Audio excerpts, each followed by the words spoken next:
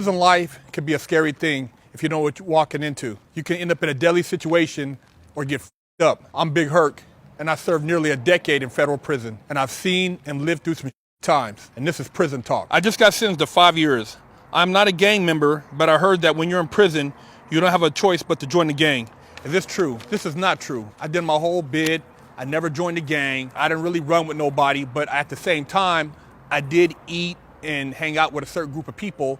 And if something happened, I had to roll with those people. So, you don't necessarily have to join a gang, but at the same time, if you have a cellie that's involved in gangs and he's your cellie, you're gonna have to back his ass up. If you sit at a table with a group of guys and they're part of a certain car, you're gonna have to roll with that car if it kicks off. So you do have to an extent, get involved, even though you don't want to be involved. It's inevitable, unless you're just a guy who just kind of sits off to the side and just eats by yourself and doesn't hang out with anybody. But if you hang out with somebody, if your boy has funk, you're gonna have to back him up. And that's just how it is in there. But for the most part, you don't have to join no gang. You don't have to run around and do no bullshit unless you are associating with that shit on the street and somebody in there knows you from the street, then you're obligated.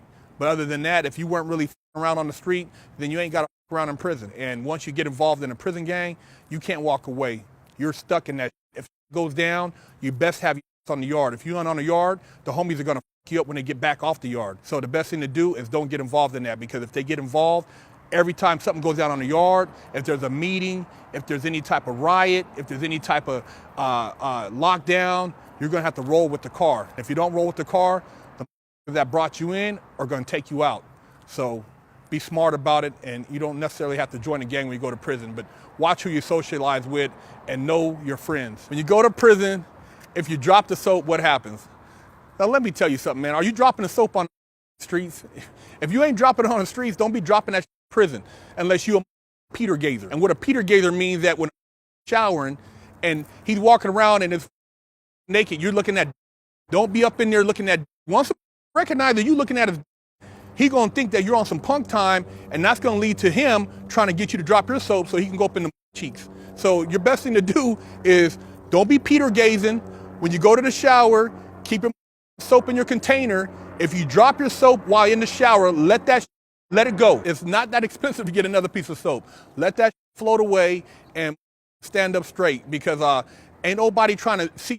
But if you're trying to show your up in there, you're gonna recognize that maybe you giving up them cheeks. If you giving up them cheeks, you're gonna get tested. The first test is might slap that ass while you got your towel on.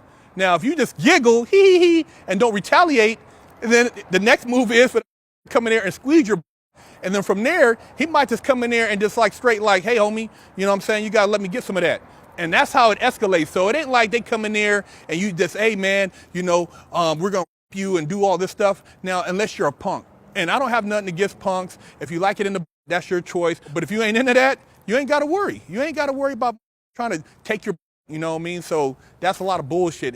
People ain't just getting raped. But if you're talking and you into that and you putting yourself out there, then he might try you. He might be like, hey man, you talking all this and you know what I'm saying, you want to, you think you hard, maybe I'll just knock you out and take your, and that's happened too. I've heard getting knocked out and getting their took because they were running their mouth or thinking they were super hard or trying to carry themselves a certain way.